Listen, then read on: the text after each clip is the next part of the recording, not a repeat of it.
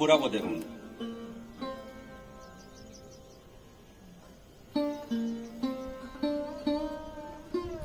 আবার উল্টো দিকে টিকলো। বডি ঠিক থাকবে, ঘাড়টা করবে, তাহলে কখনো আমাদের ঘাড়ে কোনো রকম রোগ হবে না। এটা হচ্ছে সূক্ষ্ম ব্যায়াম। এরপর আমরা তারপরে এরপর উপর দিকে হাতটা তুলুন, এইভাবে হাতটা তুলবেন। দেখুন সবাই একই সাথে এই সোজা, এইভাবে সোজা খিঁচে রাখবেন। হাতটা খিঁচা থাকবে সোজা, মাথার উপরে সোজা, যেভাবে রেখেছি ঠিক এইভাবে। আবার এইভাবে নামবে, নেমে তালুটা এইভাবে ঘুরে যাবে, আস্তে আস্তে আস্তে আস্তে এভাবে নামবে।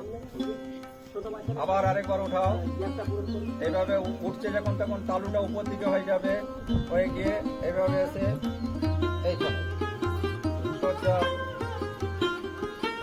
এরপর আবার নামাবো এইভাবে আস্তে আস্তে আস্তে আস্তে। এরপর দেখো এই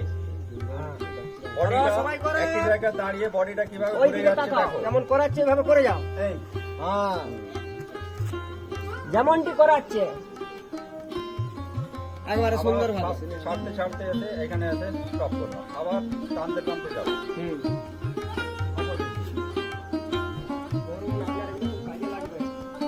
যেমনটি করাচ্ছে চেষ্টা করো। এক রূপটা একসঙ্গে সবাই সঞ্চালন আসন। এইভাবে হাতের উপরে কাঁধের হাতটা রেখে এইভাবে ঘোরাবেন। সবাই করো, যেভাবে ঘুরাচ্ছে ঘুরাও, করো সবাই। আবার উল্টো দিক থেকে সামনের দিকে তাকাও। এরপর এই তুমি করো নেক বেন্ডিং। দেখো করাচ্ছে কোমরের আসন কিভাবে করছি। কিভাবে করাচ্ছে দেখো আগে। এই হাতটা এখানে আসবে, এইখানে পিছন দিকে গোড়ালিটা দেখবো, নিজের পায়ের গোড়ালিটা।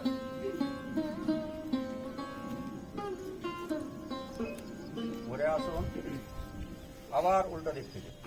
তাড়াসন বাচ্চাদের জন্য খুবই লাভকারী। এইভাবে হাত সবাই করো ধরে এই একসাথে। এইভাবে হাতটা উল্টা দিকে ঘুরে যাবে, এইভাবে উঠবে। পুরো পায়ের পাতার উপরে, পুরো পায়ের পাতার উপরে দাঁড়ানো। উল্টা উল্টা করো সব বাচ্চারা। বৃক্ষ যেমন একটা পায়ে দাঁড়িয়ে থাকে, ঠিক সেইভাবে।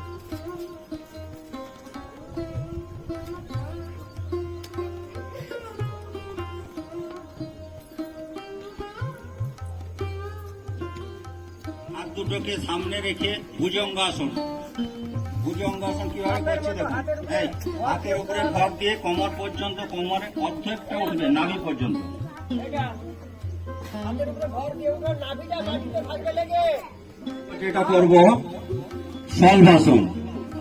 আর সামনের দিকটা শুধু মাটিতে টাচ হয়ে থাকবে, পিছনের পা দুটো উপর দিকে উঠবে। একটা একটা পাতেও করতে পারেন, দুটো পা একসাথে করতে পারেন। প্রথমে একটা একটা পা করে দেখাচ্ছি, তারপরে দুটো পা। আগে যেমন সামনেটা উঠেছিল, এবারে পিছনের পাটা উঠবে। একটা পা মাটিতে থাকবে, পা সোজা করে দিবে। এই খাও পা সোজা করে। হ্যাঁ, পা সোজা করে।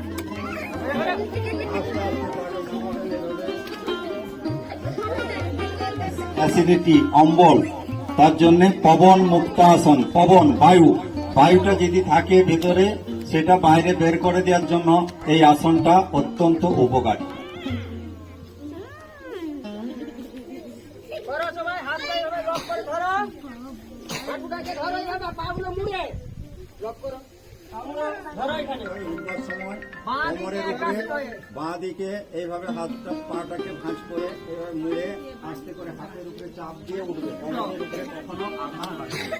এটা সবসময় মনে রাখতে হবে। বিছানা থেকে যখন ঘুম থেকে উঠবো, যদি আমরা কোমরের উপরে সোজা হয়ে উঠতে চেষ্টা করি, আঘাত লাগতে পারে। সেই জন্য হাতের উপরে চাপ দিয়ে উঠবেন, কখনো আঘাত লাগবে না কোমর। করবো প্রথমেই আছে কপাল ভাতি। কপাল হচ্ছে নাক ঝাড়ার মতো ঝেড়ে দেবো, বডি সোজা সবার। এটা খুব লাভকারী প্রাণায়াম, সবাই শিখে নেন।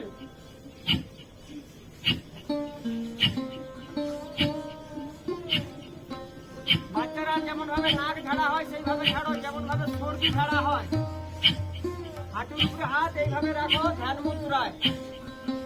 হ্যাঁ, आज 21 जुलाई विश्व योग दिवस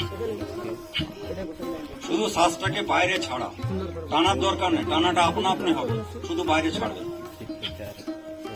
আমরা করব অনুলোম বিলোম।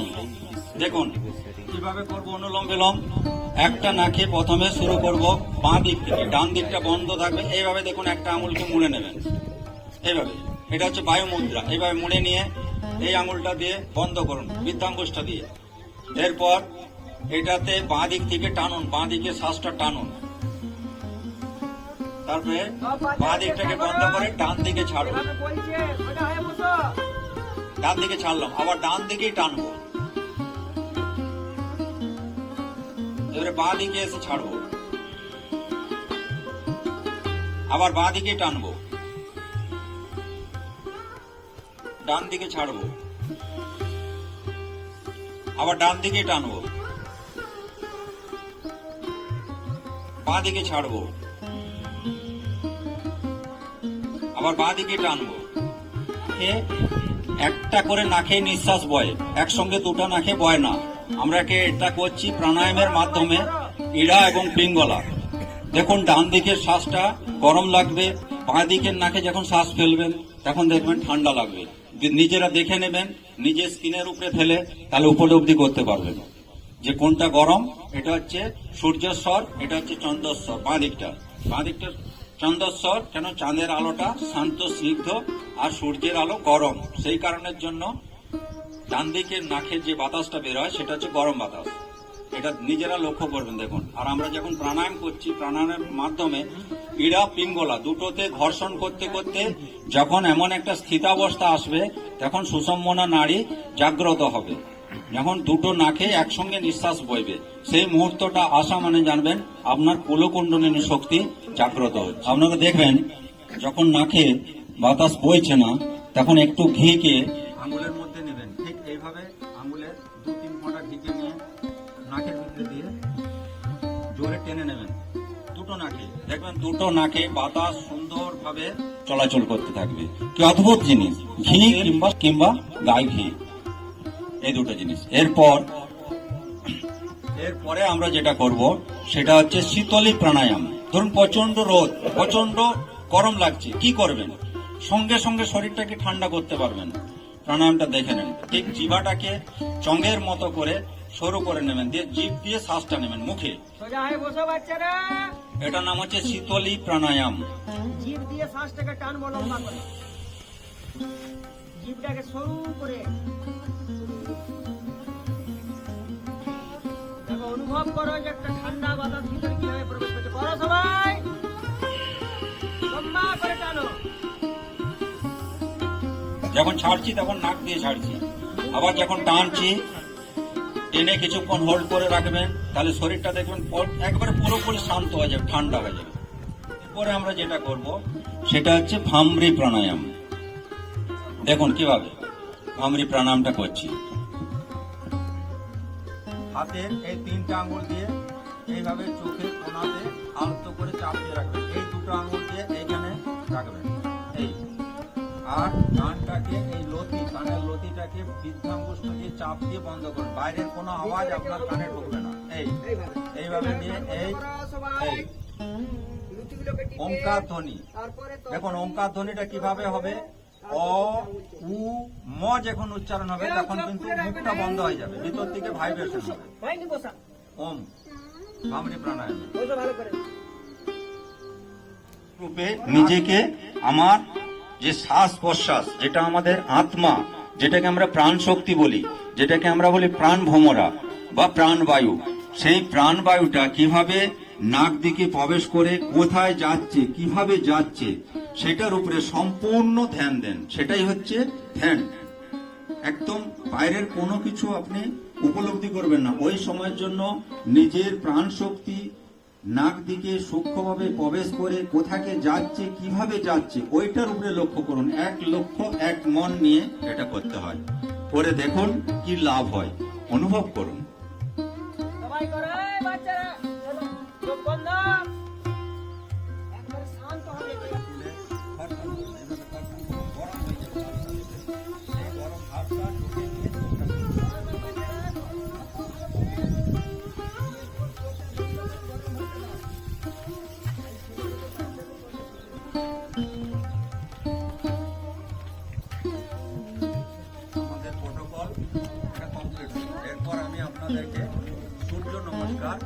করে দেখাবো। মা কশ্চিৎ দুঃখ ভাগ ভবে, ওম অসতো মা সদ্গময়, তমসো মা জ্যোতির্গময়, মৃত্যু মা অমৃতঙ্গময়। ওম শান্তি শান্তি শান্তি। এবারে সবাই আমার সাথে করো, যতটা পারবেন চেষ্টা করবেন। এইভাবে প্রণাম আসন, ঊর্ধ্ব হস্তাসন, পাদ হস্তাসন, দক্ষিণ হস্ত সঞ্চালনাসন, পর্বতাসন, ভূনমনাসন, ভুজঙ্গাসন, পর্বতাসন, রিপিট,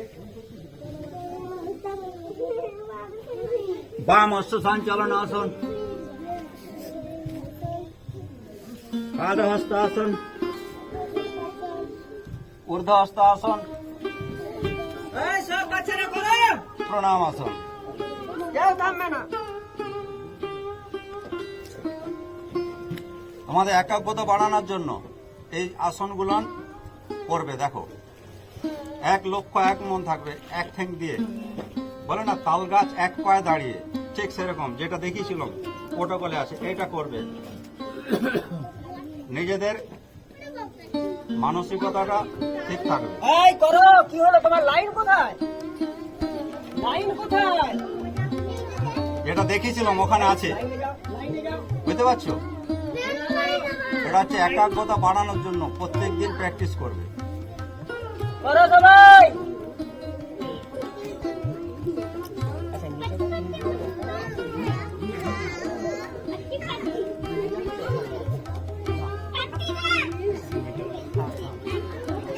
দেখো গরুর আসন কেমন করে করবে, একটা পায়ের সঙ্গে আর একটা পাকে স্ক্রুয়ের মতো প্যাঁচ দিয়া।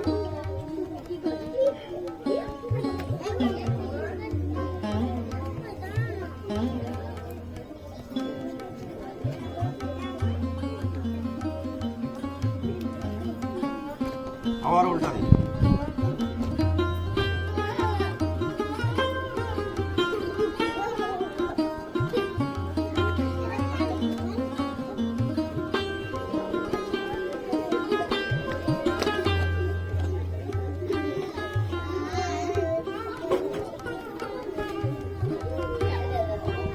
রেডি?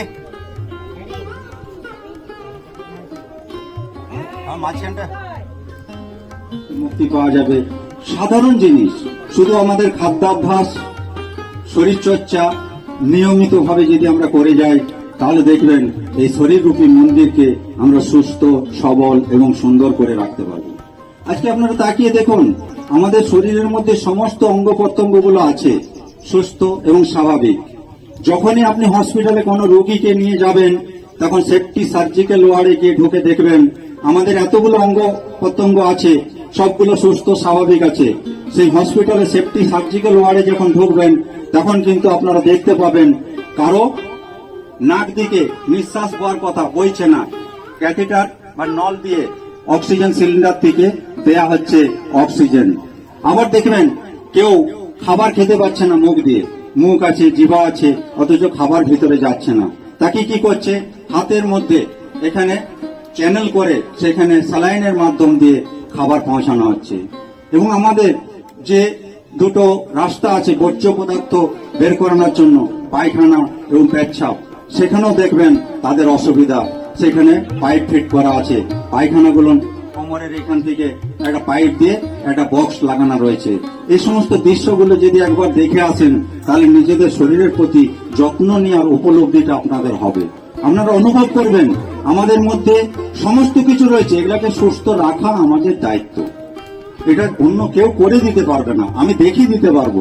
প্র্যাকটিক্যালি আপনাদেরকে করতে হবে, করে আপনাদেরকে নিজেদের শরীর নিজেদেরকে সুস্থ রাখতে হবে। এই সংকল্পটা আজকে থেকে নিন।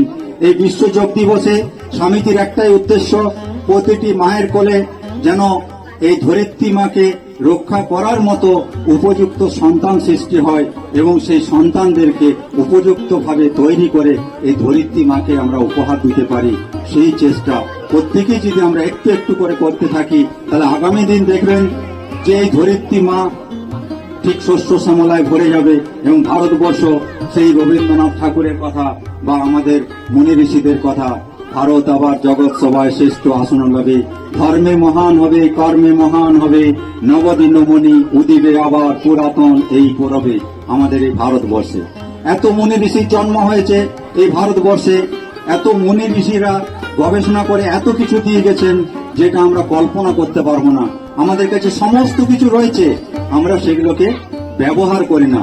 আমরা ব্যবহার না করার জন্য আমরা তাদেরকে ভুলে গেছি। একটু একটু করে চেষ্টা করুন, টিভি চ্যানেলের মাধ্যমে পাবেন, ইউটিউবের মাধ্যমে পাবেন, সমস্ত কিছু জানতে পারবেন, বুঝতে পারবেন এবং আমাদের সঙ্গে যোগাযোগ করবেন, আমরা আপনাদেরকে শিখিয়ে দেব। মাঝে মধ্যে আমাদেরকে ডাকবেন আপনাদের স্কুলে, সপ্তাহে